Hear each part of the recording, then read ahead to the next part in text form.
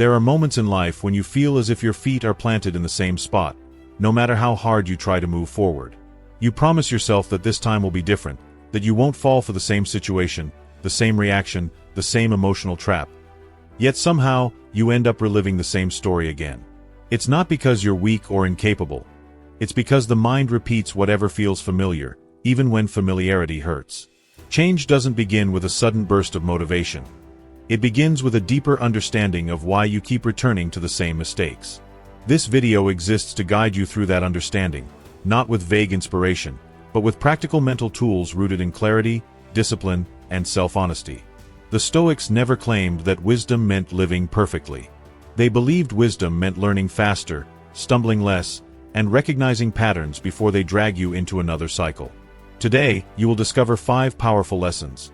Not the ones you've heard 1,000 times, but insights designed to shift your inner mechanics, to help you break the loops you've reinforced for years, often without realizing it.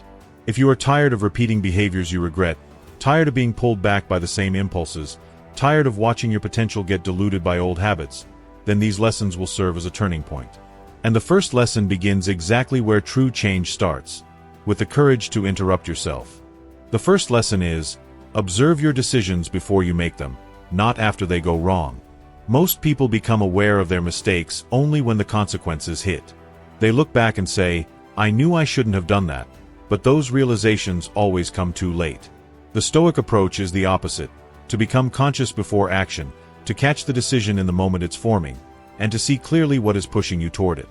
Every error you repeat follows a predictable chain: thought, emotion, impulse, action. But that chain only feels invisible because you've never slowed down to watch it. When you begin observing the micro-decisions that happen in your mind, the small shifts in emotion, the subtle pull toward an old habit, you gain access to a level of awareness that weakens the entire cycle. To observe your decisions is to treat your mind like a landscape. You notice when irritation rises, when insecurity whispers, when desire distorts your judgment, when fear urges you to retreat. The goal isn't to silence these forces. They are natural and human. The goal is to see them clearly before they take the wheel. Imagine how many repeated mistakes would vanish if you caught the internal movement just a few seconds earlier. The moment you were about to reply too quickly, or trust someone who already showed their intentions, or sacrifice your boundaries to avoid discomfort. Interrupted at the right time, most mistakes lose their power instantly. This lesson is a discipline of presence. Marcus Aurelius wrote that the mind must learn to stand guard over itself, the way a sentinel watches the gates of a city. You become that sentinel when you bring your attention to the exact moment of choice. And this practice reveals something surprising. Your repeated mistakes were never random. They were predictable. They followed patterns. They began long before the action itself, in small internal shifts you weren't trained to notice. When you develop the habit of observing your decisions as they form, you cut the pattern at the root, not at the fruit. Observing your decisions doesn't mean overthinking or doubting yourself. It means becoming a witness to your inner life instead of a passenger carried by it. The more you practice this, the quieter the impulse becomes and the stronger your discernment grows. You start choosing differently, not because you're forcing yourself, but because you finally see what you couldn't see before. And once you see a pattern, you cannot pretend it isn't there. Awareness alone transforms your future path. This first lesson is the foundation for every other change you want to make. Because before you can replace a behavior, you must learn to catch it in the moment it begins. Before you can grow, you must understand what has been stopping your growth. Before you can break old cycles, you must sharpen your perception enough to recognize when they're trying to pull you back in. When you observe your decisions at the moment they emerge, your life stops being a sequence of reactions and becomes a sequence of conscious choices. From here forward, every lesson builds on this ability. Before we continue, make sure to like this video, subscribe to the channel, and comment below sharing one pattern in your life that you're finally ready to break. Maybe it's a habit that has controlled you for years, a reaction that keeps sabotaging your relationships, or a mindset that always pulls you backward. Your comment might help someone who needs the courage to confront their own repeated mistakes today. Now, let's move into the second lesson, one that reshapes your ability to respond to life in real time.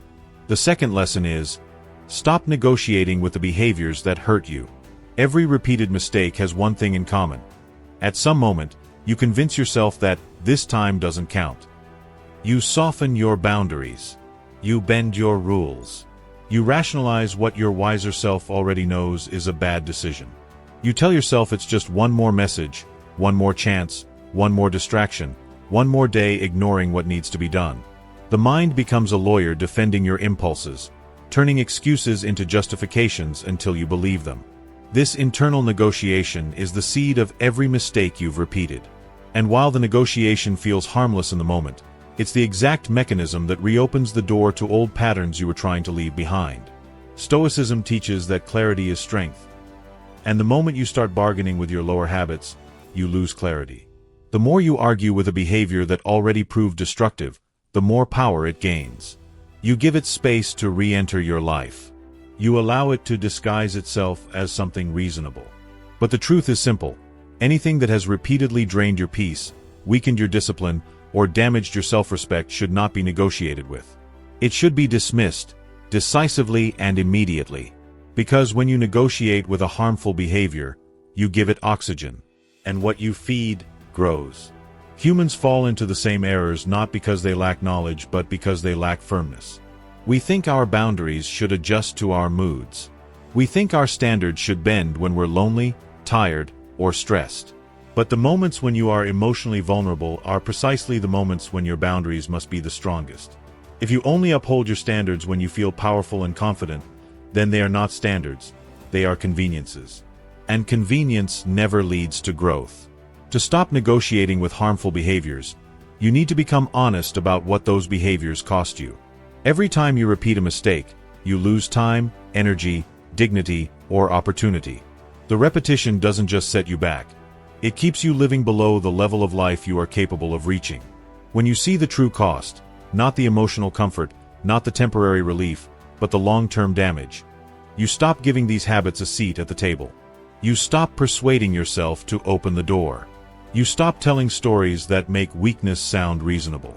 This lesson also requires learning to endure short-term discomfort in exchange for long-term freedom. Saying no to an old habit may make you restless. Refusing to return to someone who hurt you may make you lonely. Sticking to your boundaries may make you anxious. But the discomfort is temporary, and the freedom is permanent. Old mistakes thrive on your desire for comfort. When you choose character instead of comfort, the mistake loses its grip. You break the cycle not by feeling strong, but by acting strong even when you don't. There is a Stoic principle that says, what you tolerate becomes your lifestyle. If you tolerate inconsistency, your life becomes inconsistent. If you tolerate people who disrespect you, your relationships become painful. If you tolerate excuses, your goals become distant. If you tolerate negotiations with your worst habits, they will shape your identity. The harsh truth is that life doesn't give you what you desire. It gives you what you accept. And the moment you stop accepting behaviors that injure you, everything in your life shifts. Stopping the negotiation is an act of self-respect. It is you declaring that your future matters more than temporary relief. It is you proving to yourself that you can close the door without looking back. When a pattern tries to return, you don't argue with it. You don't justify it. You don't analyze it. You simply refuse it. Because you already know where that path leads, and you've decided not to walk it anymore. The moment you stop giving energy to what drains you, the cycle begins to die. The mind becomes clearer. Your decisions become firmer. Opportunities appear where previously there was only repetition. You become someone who no longer entertains the forces that keep you trapped in outdated versions of yourself. This is the discipline that breaks cycles. Not force, but refusal. Not negotiation, but certainty. And once you master this lesson, your life starts moving in a direction that mistakes can no longer follow. The third lesson is, stop giving your past self the authority to shape your present. One of the main reasons people repeat the same mistakes is because they keep acting from old identities. Identities built during moments of pain, insecurity, immaturity, or survival. You make choices today with the mindset of someone you no longer are. You react as if you were still powerless. You seek validation as if you were still unworthy.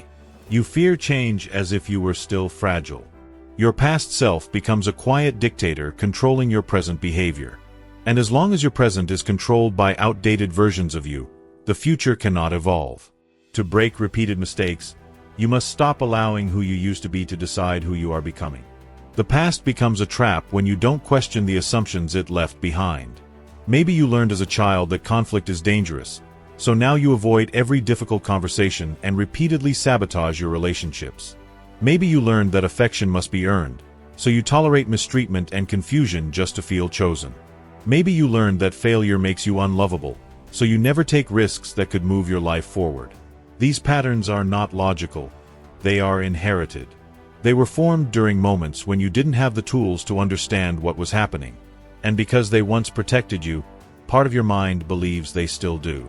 But what protected you then may be destroying you now. Stoicism teaches that a person is free the moment they stop living as a prisoner of previous impressions. Marcus Aurelius wrote that the mind must remain fresh, not shaped entirely by what it has already experienced.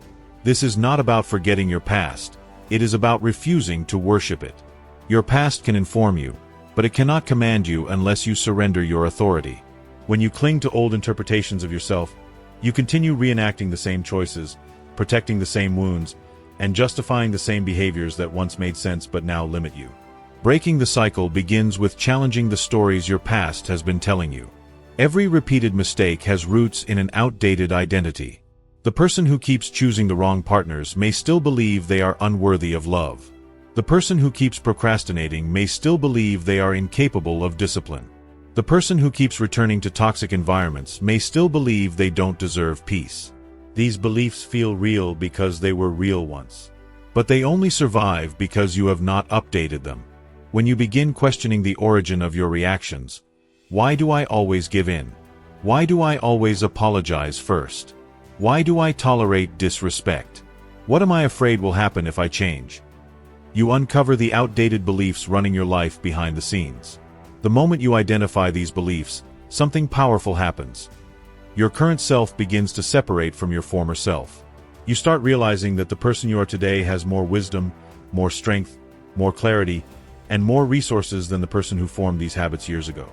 And if the person you are today tried to speak to the person you once were, you wouldn't give that old version the authority to run your life. You would guide them, not follow them.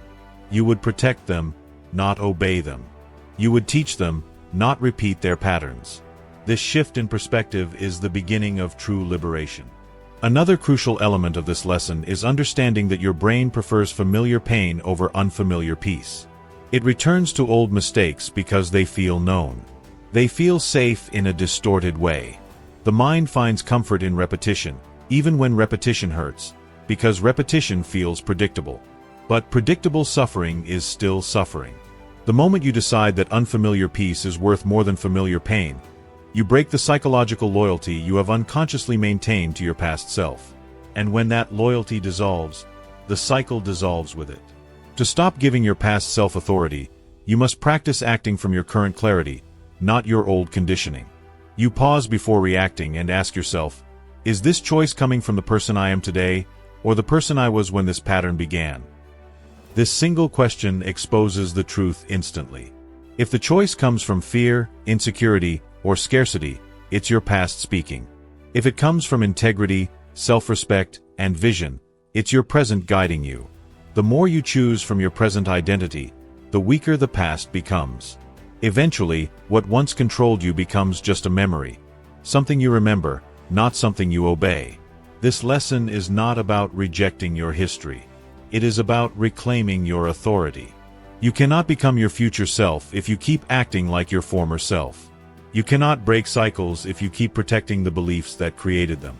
You cannot grow into a new life while defending the patterns of your old one. When you stop letting your past decide your behavior, you step into a version of yourself that is capable of choices your old self could never imagine making. That is how mistakes stop repeating. Not through force, but through evolution. The fourth lesson is, strengthen the feelings you avoid instead of escaping them. Most repeated mistakes are emotional shortcuts. You feel something uncomfortable, rejection, uncertainty, boredom, loneliness, fear, and instead of holding that feeling, you run toward a familiar behavior that provides instant relief. Texting someone you shouldn't, distracting yourself, overeating, overspending, lashing out, withdrawing, or falling into old routines that once soothed you. The behavior is not the core problem. The avoidance is. You return to the same mistakes because you have never developed the capacity to stay with the feelings that trigger them. Stoicism teaches that emotional endurance is not the absence of emotion, but the ability to face discomfort without surrendering to destructive patterns. Avoidance is seductive because it works in the short term.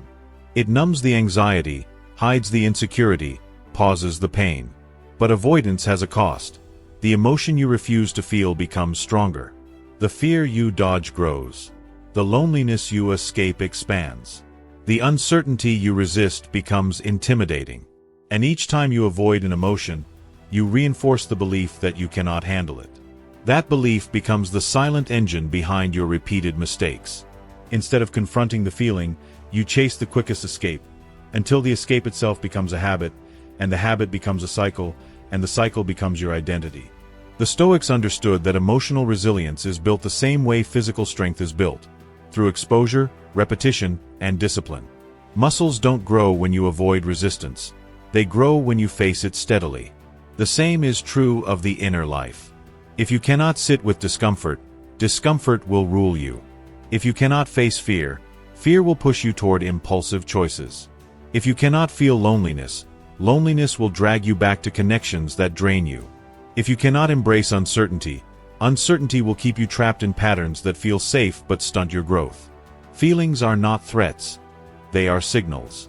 And when you stop treating them as enemies, they lose their power to dictate your behavior. Strengthening the feelings you avoid means learning to experience emotional discomfort without reacting impulsively to escape it. It means allowing yourself to feel the sharpness of disappointment, the heaviness of sadness, the sting of rejection, the restlessness of desire, the confusion of change, without immediately reaching for the old pattern that numbs it. At first, this feels unnatural. The mind resists. The body tightens. You feel the urge to run. But with practice, you discover something transformative. The emotion does not destroy you. It rises, peaks, softens, and passes. What was once unbearable becomes manageable. What was once terrifying becomes familiar. And what was once a trigger becomes a teacher. One of the most damaging misconceptions is believing that emotional discomfort means something is wrong. This belief drives people into the same mistakes over and over again. They misinterpret discomfort as a sign that they should stop, retreat, or return to something familiar. But discomfort is often evidence of growth. It indicates that you are stepping into new territory, stretching beyond your old limits, challenging the patterns that kept you trapped. When you embrace discomfort rather than flee from it, you stop sabotaging your progress. You stop trading long-term peace for short-term relief. This lesson also reveals why so many people return to destructive relationships or habits. The emotion tied to change feels overwhelming. Leaving someone unhealthy means facing loneliness. Pursuing discipline means facing boredom. Setting boundaries means facing guilt. Speaking the truth means facing conflict. Choosing yourself means facing the fear of disappointing others. If you avoid these feelings, you remain stuck. But if you allow yourself to feel them and survive them, you gain a level of emotional independence that breaks cycles permanently. To strengthen the emotions you avoid, you must practice staying. Stay with the discomfort. Stay with the urge. Stay with the feeling long enough for it to lose its urgency.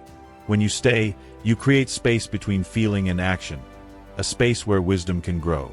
Stoicism calls this space the foundation of virtue, because it is in this gap that you choose who you are. Without it, you live as a puppet of your emotions. With it, you live as the author of your decisions. What you avoid controls you. What you face frees you. When you stop fleeing from discomfort and start confronting it with patience and clarity, repeated mistakes lose their emotional power. The trigger is no longer a threat. It becomes a moment of practice. You begin to see the emotion not as a force dragging you backwards, but as an opportunity to strengthen your character. Over time, the feelings that once overwhelmed you become manageable, even instructive. You discover that the discomfort was never the real enemy. Your refusal to feel it was. This lesson changes everything because it gives you emotional durability, the ability to withstand internal storms without collapsing into the old ways of coping. It allows you to break patterns not by force, but by resilience. And once you learn to hold your emotions instead of avoiding them, the behaviors that once controlled you begin to fade. They no longer have a purpose to fulfill. They no longer have a feeling to silence. They no longer have a grip on your life. The fifth lesson is, build a life that supports the person you want to become, not the person you used to be. People repeat mistakes not only because of internal patterns, but because their daily lives are designed around the old version of themselves. Your routines, your environment, your habits, the people you interact with, the way you organize your time, all of it reinforces your identity. If your life is structured around convenience, distraction, emotional dependency, lack of boundaries, or avoidance, then even your strongest intentions will collapse under the weight of an environment that pulls you backward. The Stoics understood that character is not built in isolated moments of effort, but through the architecture of a life that supports virtue. If you want different outcomes, you need different structures. A life that supports your growth doesn't happen accidentally. It must be engineered. This means simplifying what drains you, elevating what strengthens you, and removing what pulls you into behaviors you no longer want to repeat. It means creating routines that reduce impulse and increase clarity, organizing your days so discipline becomes natural rather than forced, surrounding yourself with people who reflect the values you want to embody, and eliminating habits that make you vulnerable to old temptations. When your life is built intentionally, mistakes become harder to repeat. Not because you've become superhuman, but because the conditions that once triggered those mistakes no longer exist in the same way. The true power of this lesson is realizing that identity follows structure. When your environment, your habits, your space, and your rhythms align with the person you want to be, your mind adapts. You begin to behave consistently with your new standards, not your old patterns. You no longer rely on motivation, which is unreliable, and instead rely on systems, which are stable. You become someone whose life is designed to protect your peace, your purpose, and your progress. When the architecture of your life changes, the repeated mistakes that once felt inevitable gradually lose their place. They don't vanish overnight, but they become incompatible with the life you are building. The 5 lessons in this video work together to create a complete shift in your inner and outer world. Observing your decisions breaks the cycle at its earliest moment. Stopping the internal negotiation strengthens your boundaries. Releasing the authority of your past self allows you to act from who you are now. Staying with uncomfortable emotions builds emotional resilience. And designing a supportive life creates a structure in which your progress becomes sustainable. Change doesn't come from wishing, hoping, or waiting for the right moment. It comes from learning how your patterns work and having the courage to interrupt them at every level. Thought, emotion, belief, and environment. You are not doomed to repeat anything. The patterns that have shaped your life are not permanent. They are simply familiar. The moment you begin to understand them, they loosen. The moment you stop feeding them, they weaken. The moment you build a life that no longer revolves around them, they fade. What once felt like fate becomes nothing more than a habit that has outlived its purpose. You are capable of becoming someone your past self would not recognize. Not because you erase your history, but because you outgrow it. Every lesson you apply moves you closer to the version of yourself who no longer lives in cycles, but in direction, intention, and clarity. If this video helped you recognize a pattern in your life that you're ready to break, take a moment and like this video to help this message reach more people. Subscribe to the channel for more Stoic insights and practical tools for emotional strength. And comment below telling us which mistake you're committed to not repeating anymore, or which new identity you're ready to step into today. Your reflection might be exactly what someone else needs to read.